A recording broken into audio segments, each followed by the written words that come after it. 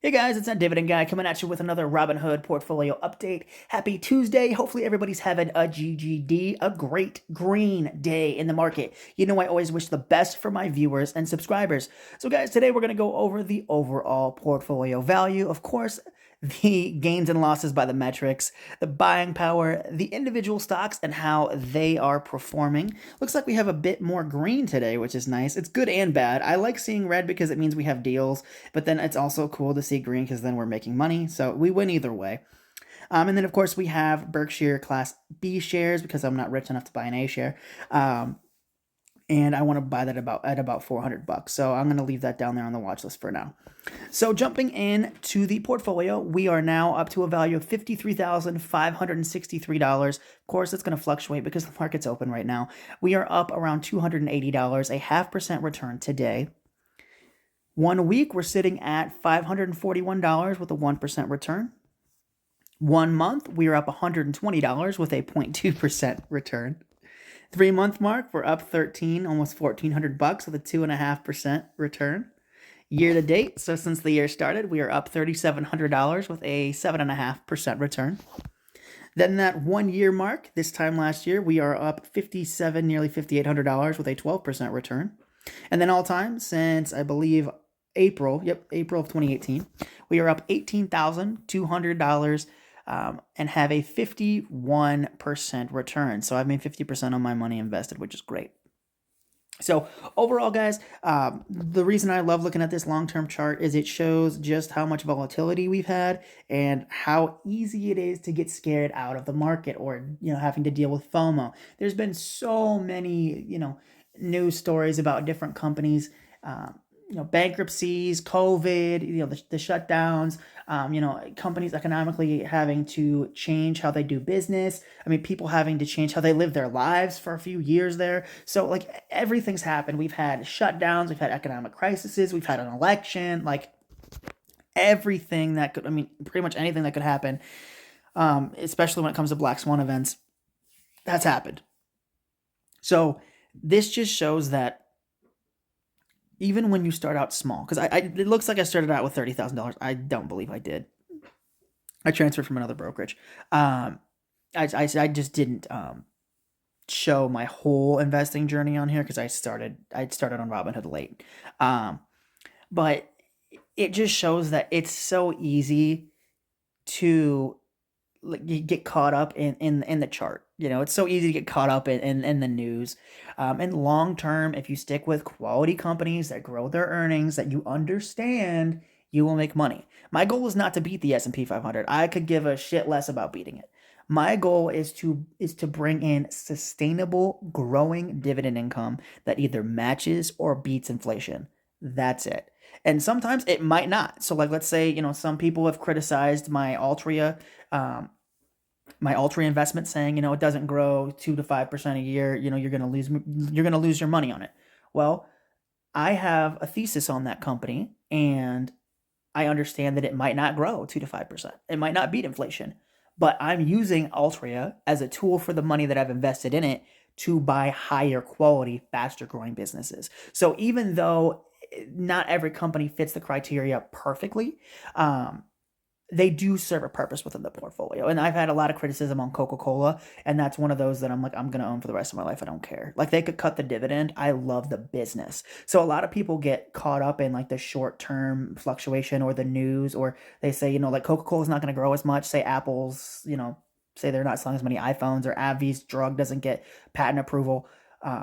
There's a lot of things, a lot of hiccups that can come up with individual companies, and I'm ready for that. In fact, I hope AbbVie doesn't get a drug passed. I hope that they, have some issues, because then I can buy them at a lower price if I still believe in the economics of the business. I hope Apple, dips a little bit on iPhone sales and people freak out and say it's the end of Apple and it's going to go bankrupt, even though they have billions of dollars on their balance sheet.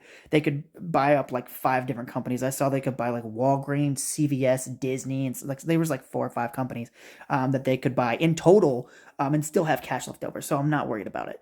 So that's why I love looking at this chart. Is it shows just how it shows just how difficult it is to be a long-term investor. I mean, keep in mind, 5 years is not that long. I mean, to me it is because that's been my whole investing journey. But when you compare like an investor like myself to somebody like Warren Buffett, who's been doing it since he was 10 and he's like 93, 94. So he's been investing for like 83 years. This is nothing.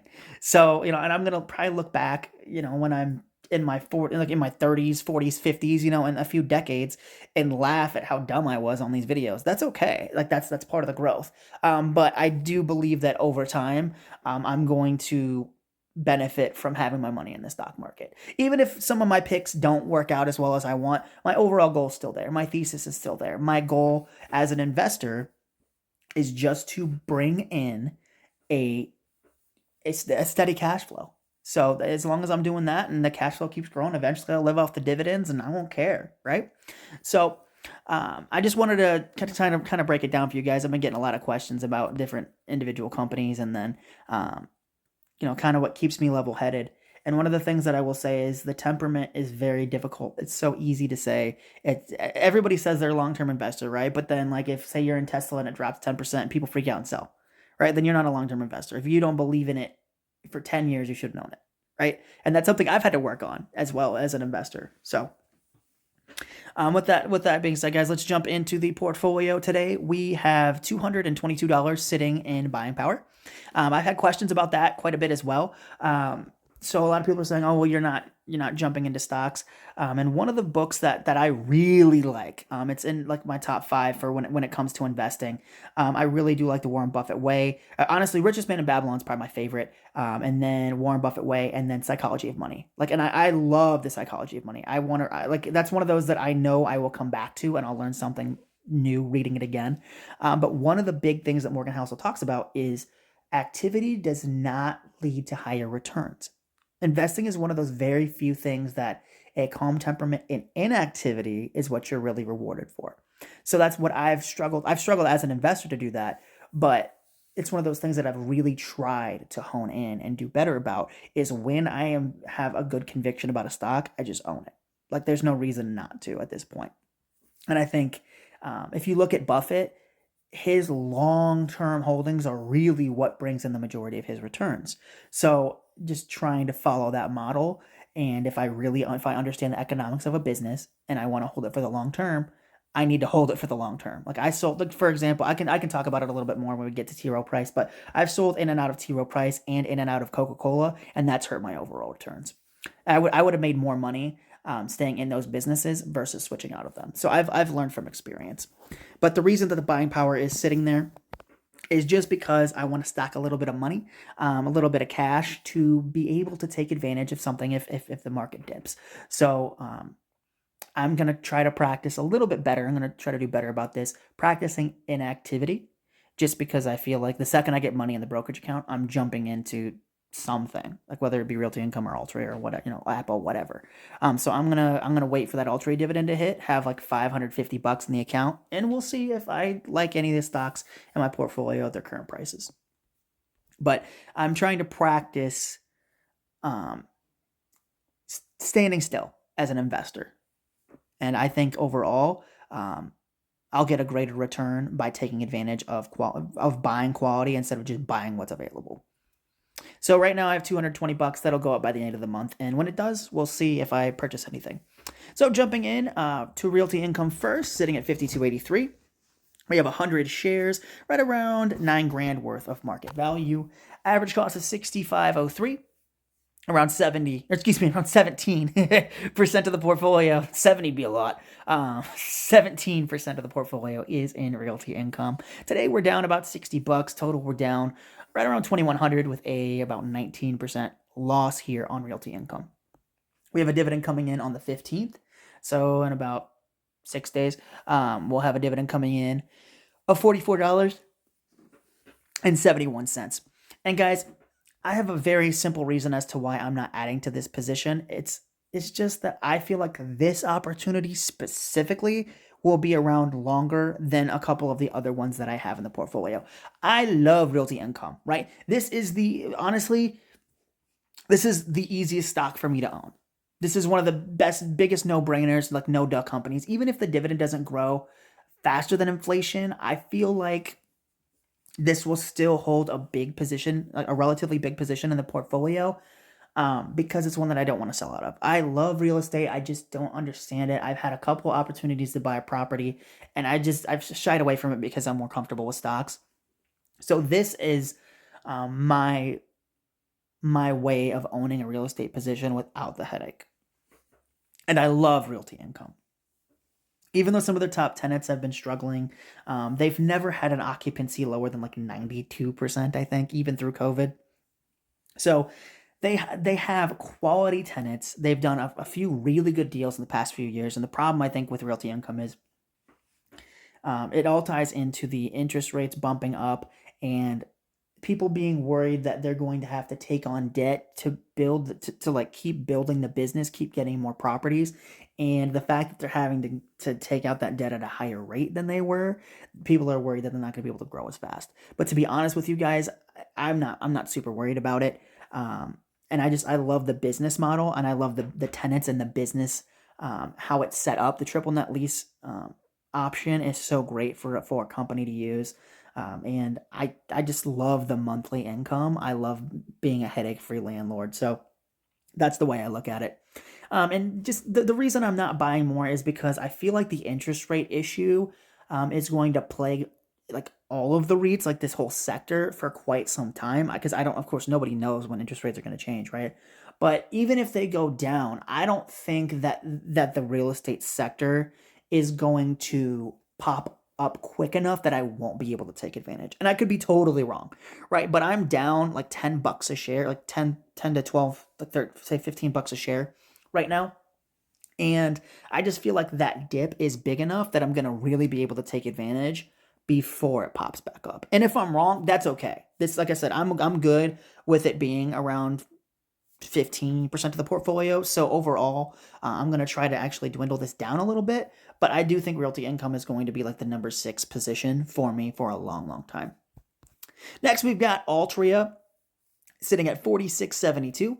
I've got 320 shares, around $15,000 worth of market value.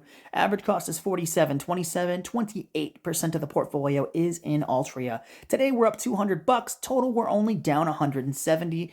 A 1% loss here on Altria. And we do have a monster dividend coming in on the 10th, so in a few days, I think it's Friday. Of $313.60. So that will put my dividend income for this month up above 350, with Coca-Cola and realty income coming in. And then I believe I'll have about 500 excuse me, about $550 to play with in the market. So we'll see if there are any deals, but I do get a lot of flack for this one because the dividend doesn't grow at a huge amount. And guys, it plays its role perfectly. Okay, like if you don't want to invest in it from a moral standpoint, I get it. I smoked for like a couple of years, so I'm trying to get some money out of the company because so I put money into it because I was smoking, and I'm like, I might as well get paid by a company that, if I'm gonna smoke, I might as well own a company that makes it because I'm buying, right? Same. I had the same idea for this as Coca-Cola.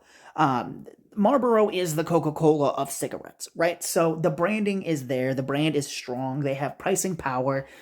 They make an addictive product, and I mean, honestly, I know technically cigarettes they do kill people. I understand that. I get the moral, like the moral stance on that. But if you want to be honest, like you could say that about a lot of things, right? You could say that about alcohol. You could say that about big oil companies. You could say that about big pharma. You could say that about fucking McDonald's. Like you could say that about a lot of companies. Like so, and I'm not trying to sway you, either way. It's just for me, people know the issues that smoking causes. I've done it and I know, right? So if I'm dumb enough to make that mistake and still do it, I feel like I should be able to put some cash in and get some money out. And so for me, Altria is just going to be that big payer, right? For me, I have the money in there because I don't want I'm okay with having a big position in this, but I don't want it to be this big forever. So Altria is going to play its part, but it's not going to be uh, it's not going to be the all-star of the portfolio, right? So this isn't going to be like the Steph Curry or the Tom Brady of my portfolio. It's going to carry it, right? Like you still need a front line. That's what Altria is in a football reference. It's going to help us get there, but it's not going to be what pushes us to be at the next level. It's going to stand there. It's going to do its job. It's going to protect our quarterback, which in my opinion is Visa and Apple. So that's what it's going to do. It's going to be able to give me the cash flow, protect me. It's going to bring me the cash flow that allows those bigger positions to really overtake the portfolio. So I'm going to use Altria's cash flow, as well as all the other dividends I get and my free cash that I can put in to buy Visa and Apple every single month if I want to. Every quarter that this pays, I'm going to be able to buy Apple or Visa. And the thing is, guys, I might not buy Apple for a couple years. I'm okay with that. The main goal for Altria, the part that it has to play, is it's just going to feed me dividends. And, if it drops and I can get it, I'm down a little bit right now, I don't mind adding some more because that's more cash flow, right? So even though this is like 30% of my portfolio, eventually, Apple, Visa, Google, Berkshire, T. Rowe Price, like everything else is going to be so monstrously big. And Altria will probably stay relative to those positions just because of the cash flow, the dividends that it brings in, as long as it doesn't cut its dividend. Um, but it's just got its part to play. Like I don't mind owning this for, say the next 5 years. Say I get, $300 a quarter from it. I make $1,200 a year, so that's six, like five shares of Apple ish.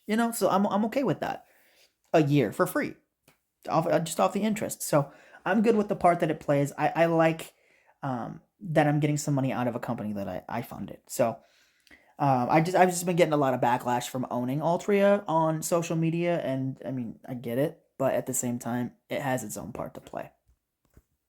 Then we got Coca-Cola at 62.68. We got 15 shares, $940 worth of market value.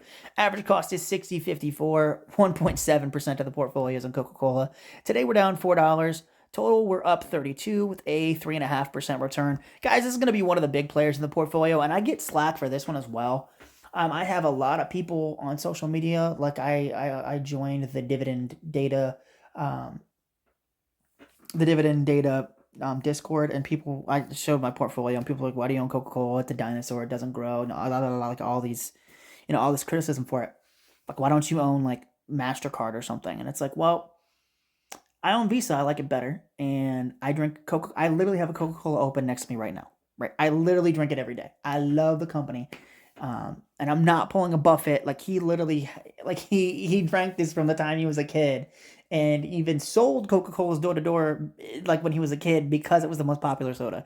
So he used to collect bottle caps, and then he determined what was the most popular. He'd go to grocery stores. His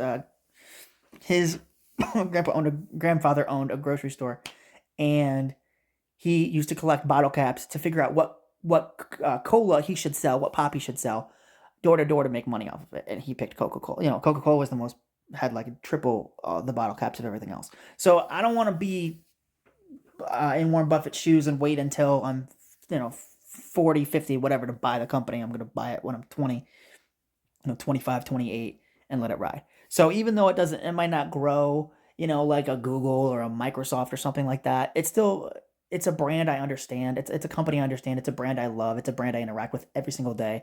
And even though it might not grow double digits, or, it might have slow growth, I'm okay with that.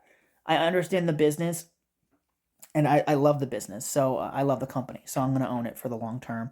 And I'm okay with sacrificing a little bit of return, especially because I have companies like Visa, T. Rowe Price, and Apple to kind of help propel that growth. Next, we got Apple at 228. I wish it would drop. I hope iPhone sales go to like 1 billion or something, so they don't, or I don't know, like 1 million or whatever it needs to drop to for people to freak out, say Apple's going bankrupt, and then I can buy some more damn shares. Got one share at 228. Average cost is 132. 0.5%, less than 0.5% of the portfolio is in Apple. That just hurts my soul. I want it to be higher. Up 37 cents today. up near $100 total with this, which just pisses me off. 72% return. Buffett cut some of his shares, and I see why. I'm in the same position. He's just up way higher than me and has way more shares. And like I honestly pulled what Buffett did with Coca-Cola, I did with Apple. Like I invested for like 5 years before. I owned it in 2018, right around the time I first started investing. I owned one share before the stock split, like years before it did the stock split, and I sold it, and then I just bought it again. So I did the same thing as Buffett did. So I'm just as guilty here. But I do want to own more of Apple. I want it to be the single biggest position. And I'm just gonna remain patient. Like that's part of why I want to stack up some dividend money, simply because I want to be able to really take advantage and move the needle for the portfolio when Apple dips. Then we got AbbVie, kind of in the same position as Apple. The difference is I don't really want to add to AbbVie for a while. Even if it drops down, I don't know if I'd add to it. I want to see how the next couple of years go. I'm kind of just patiently waiting with this one. I'm just gonna let this let this flower grow. Sitting at 167.66. We've got 95 shares, around 16K worth of market value. Average cost is $95 per share. Around 30% of the portfolio is in AbbVie. Today we're up $107. Total we're up $6,800 with a 76% return. So guys, I love AbbVie. This is one of those that one of the first companies in pharmaceuticals actually that I analyzed. I looked at Pfizer, I looked at Moderna, I've looked at Allergan, um, I looked at Amgen, I've looked at like Eli Lilly, which I think is a killer company. I just didn't understand the business as well. But it was one of those that I looked at. I did a really good deep dive on it. I felt like I understood it really well. And then they actually announced an acquisition, and then I analyzed the company Allergan that they were buying, they were acquiring, and I was like, you know what? I think AbbVie's worth like. I originally bought it at 88, so I thought it was worth around $100, right? Based on the cash flows, and I could be wrong. There's always room for error. So it could have been a little less, could have been a little more. And then I went through and bought I think it was 80 shares to begin with. And I really went back and forth because I wasn't sure uh, if I wanted to buy the other company, if I would get a better deal on that versus AbbVie. But I just decided to own AbbVie instead of trying to convert it and figure out all the crap that comes with that. So I bought that, and then I bought another 15 shares a little bit later on after it was up a little bit after the merger finished, and they fully acquired the other company. And I said, if I think AbbVie's worth 90, the other company I think was worth like, I think I said like 80-ish, something like that. So I thought it'd be worth together. I figured they'd probably sell or spin off some of the assets, cut some of the people, because there's always, people get fired or transferred or whatever. So after all the dust settled, I said around 140 to 150, and it's at 167. So I did a pretty good job analyzing it. I think this is one of the best return that I've ever had, and it was a big bet too. So this is one of those that I'm really proud um, that I took that risk when I was first starting out, because this was super early. I bought AbbVie in like 2018, so I've held it for quite some time, and just I've never sold a share. So this is one of those that I dug my feet in. I held my heels into the dirt and just let it ride. And I'm just going to keep letting it go because there's no reason to sell quality, especially when I'm up 70%. I don't want to pay the taxes on those gains, and I have no clue. I mean, I might want to put, like, eventually if the dividend drops, or if they have like a couple flops in like the next 5 years or decade or so, that, if it comes back down to like, say, probably like $100, and I'm not as confident in the company anymore, I might sell it out. I might take a small gain, pay the taxes on that, and then put it into Apple or something. But as of right now, I don't see any issues, and I'm just happy letting it ride. I've read a lot of investing books, and one of the big overarching themes is you don't want to sell your winners. So many investors will pick a stock, like AT&T or Warner Brothers Discovery, like, and not saying those companies are bad, but they're just lower quality, right? Like if you're in the streaming segment, Netflix and Disney are destroying the other competitors, right? And people will try to pick ones that are lesser because they think that they have more upside and they think that they're going to make a better overall return. Like if I want to own soft drinks, I'm owning Pepsi or Coca-Cola. I'm not going for Dr. Pepper. Sorry, I'm just not. Same thing with like a pharmaceutical. Like I would rather own the company that makes my drug, that makes my depression drug, pay them every month, um, versus something. Even if Eli Lilly does better, I don't have an emotional connection to that company. So I did a good job of like understanding what I wanted to own and then just letting it ride. So if something changes economically about the business, then I might switch it out. But overall, I just plan on letting it grow. Um, and this is kind of goes back to what I said at the beginning of the video, is like it's so easy to jump in and out.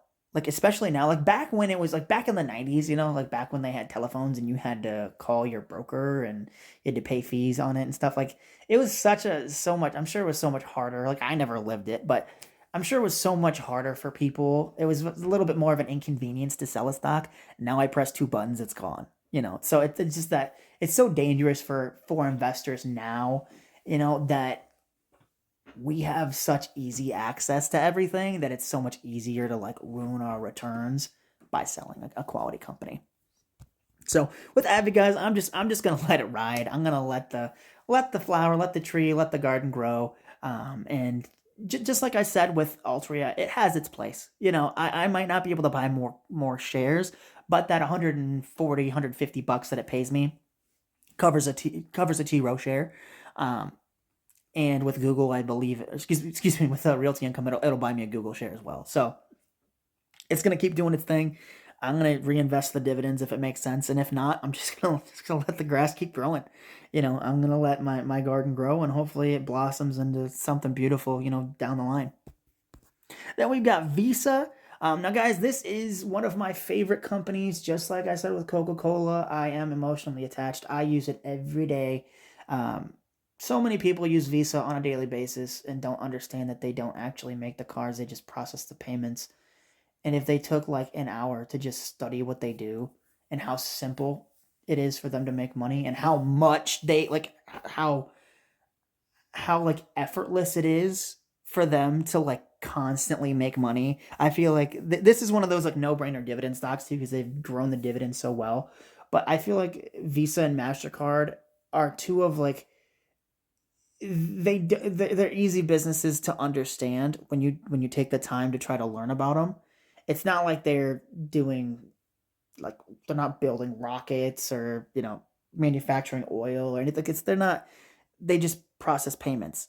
And if you need to understand it, go swipe your card, right? So, um, this is going to be one of those heavy cash cows for me in the portfolio. Um, it's going to be one of the Tom Brady's. It's going to be right up there with Apple. It might even overtake it.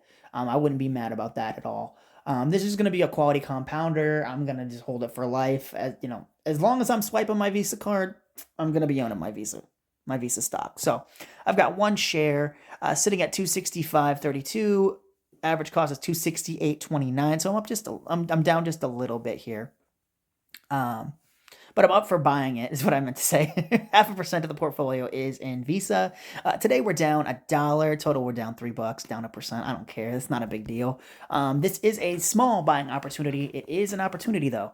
So that's why I said it might be difficult to hold on to cash and that's why I said that I didn't want to buy, um, excuse me, I didn't want to buy Realty Income at this point because I'd rather put the money into Visa.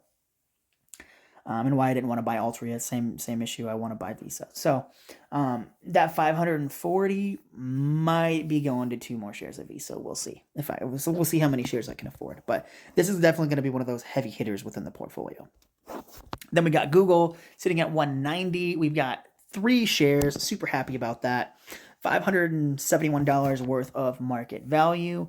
Average cost is 165. We have 1% of the portfolio in Google. That will go up eventually. Today we're break even, I guess. Total, we're up $74 with a 15% return. Guys, I love Google. I post videos on it. Well, honestly, every day, but I don't. I guess I don't post on the weekend. But I post videos on YouTube all the time. I understand Google Ads. I've used them for my rap channel that I had when I was younger, so I understand how their ads work, how they target, uh, how that influences people on YouTube and Google. Um, I love the business. They're super good balance sheet, really good management. So it's just I feel like this is one of those like sleep easy companies, especially for like I don't want to say like kids in my age, but like if you're like 30, 40 or below, you should probably own some. Like if you use Google, you should own it. Same thing with Visa, right? If you know how to type in google.com and search, and you can see the ads, you should probably own the stock. So this is going to be one of those sleep easy no brainers up there with Apple and Visa. Then we got T Rowe Price at 114.47. We've got 100 shares, $11,400 worth of market value. Average cost is 109.73. 21% of the portfolio is in T Rowe Price. Today we're down $20. Total we're up just $474. We have a 4% return. Guys, this stock is so funny because I've been in and out of it, and that was a huge mistake. I should have just, held it, kept raking in that dividend income. But the long term goal for this is that the economy's been like up and down. There's been elections, there's been COVID. Like, there's been a lot since I bought the stock originally, and I should have just held it. But it got all the way up to 220. I have an average cost of 110, so I have $110 worth of upside. So this could be like a $22,000. Like I could easily double my money on this just by being patient and buying shares at these prices. So this is another one of those like Visa, well run, great capital allocation. Management knows what they're doing. I understand the business. And the other thing that I will say, because I did see some people talk about how the dividend growth is less. That's a good thing. Like I know I'm a dividend growth investor. I want more, dividend income. I get that. But you also have to look at the economics of the business. And they're not going to grow if the economy's shut down, like people are not going to invest as much, people are, kind of penny pinching and stuff. This is one of those companies that they should do a smaller dividend increase when stuff like that happens. Same thing with big oil. Same thing with the department stores or the restaurants, whatever was directly uh, had to deal with COVID, and had to incur those losses shouldn't be, buying back a crap ton of shares. They shouldn't be bumping up the dividend as much. So uh, I made the mistake of switching out of it because I was impatient, and now I reanalyzed the company and realized my mistake. So this is one of those that I would happily, if I'm down, if it goes down to like 110 a share, I would love to buy 4 or 5 shares of this. Easy. Anytime there's a dip, I would love to buy T Rowe Price as long as I've got like that 50% upside. It seems like a no brainer to me. So happy to own it. And I'm excited to wait until it hits that 220 and see how much dividend income we bring in. So love me some T Rowe. Then of course, guys, we got Berkshire. I want to buy this at around $400. If I have to buy it at 420, 450, whatever, I'm to the point now where I just want to own it before the end of the year. So I talk about it every video, but I love See's Candy. If it was a standalone company, that shit would probably be 50% of my portfolio. That's the best candy I've ever had in my life. I literally go to the Berkshire meeting for like 3 reasons. I want to hear Buffett talk. I want some fucking See's Candy. Like, and I love taking a picture with the gecko. Like, I love the insurance arm. So and of course there's so many more reasons, but those are the 3 main reasons I go to the Berkshire meeting. And there's another one. There are the shops. So I want to go see Buffett talk. I want to get a picture with a gecko. I want some damn See's Candy, and I love the restaurants in Omaha. So there's a handful of reasons I go. But like I said with Coca-Cola and with Visa, I want to own a little piece of my favorite place to go. Like I've gone to 3 Berkshire meetings now. It is literally my favorite week of the entire year. Like I look forward to that year round, just because that's like the one place where I'm not weird. Like everybody in my life now that I've done it for a few years just accepts that I invest. But I was such a weirdo for like 2 or 3 years, and it's so nice to just go to a place where like there's fucking, 30, 40,000 weirdos that just do the same thing I do. It's how, music heads feel at rock festivals. It's how artists feel at a museum. It's like I feel like I'm at home. So I'll continue to go every single year, even after Buffett passes. But I want to own a piece of Berkshire, and if I have to pay a little bit of a premium for that, I'm okay with it. So overall, guys, as of right now, I'm not going to allocate any capital towards realty income simply because I feel like the interest rates being lowered, or excuse me, interest rates going higher, and being high, even if they get lower, I feel like I have time to take advantage of that dip, and it's already at a sizable position. I might want to get it up to like $50 a month, but I'm okay with where it's at right now. Altria, I'm going to use the cash flow. If it's a really good deal, I might allocate some more capital, but Altria's main goal is to buy me Apple, Visa, Google, or T Rowe. It's just there to literally spread the wealth and grow my other flowers, is essentially it. Right now, I see that as the biggest as the biggest plant in the garden. Its flowers aren't that pretty, but you know what? It can drop some seeds and it can give me some new ones next year. So that's where I'm going with Altria. So with that being said, guys, we're sitting at $53,600. So happy with that. Remember to hit the subscribe button on my channel, That Dividend Guy. And when you do, make sure you leave a comment, guys. I love when you guys comment on my videos. Let me know if you hate Altria. Let me know if you think Apple's overvalued and whatever you want to say about my portfolio. I love going back and forth with people. So I just love investing. So thank you guys so much for watching, and I'll see you guys tomorrow with another Robinhood portfolio update. Take care, guys.